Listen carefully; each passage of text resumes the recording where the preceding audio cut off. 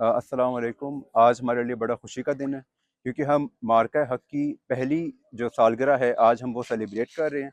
और आज इस मौके पर तहसील बिशाम के तमाम जो नुमाइंदगान हैं, तमाम स्टेक होल्डर्स, चाहे वो बाज़ार सदर हों, चाहे वो कम्युनिटी के लोग हों या चाहे वो मुख्तलिफ़ लाइन डिपार्टमेंट्स हों, आज सब यहाँ पे मौजूद हैं ताकि हम ये खुशी का मौका मिल के सेलिब्रेट करें। तो आज हम एक रैली मुनक्किद करने जा रहे हैं जो कि तहसील कम्प्लेक्स से शुरू होगी और जीपीएस बुटियाल तक जाएगी। हम ये पैगाम देना चाहेंगे कि हम पाक फ़ौज को हमेशा सलाम पेश करते हैं और उनकी जितनी भी कुर्बानियाँ हैं, और ये कि तहसील बिशाम अपनी पाक फ़ौज के शाना बशाना हमेशा से खड़ी है, हम आइंदा भी हमेशा खड़ी रहेगी। او دا زمونږ دپاره د یو خوشحالۍ خبره ده چې زمونږ د دې ملک د پاکستان یو دومره غیرتي فوج دی، افواج پاکستان چې هغه هر قسم هغه تکلیفات چې دي هغې برداشت کوي، او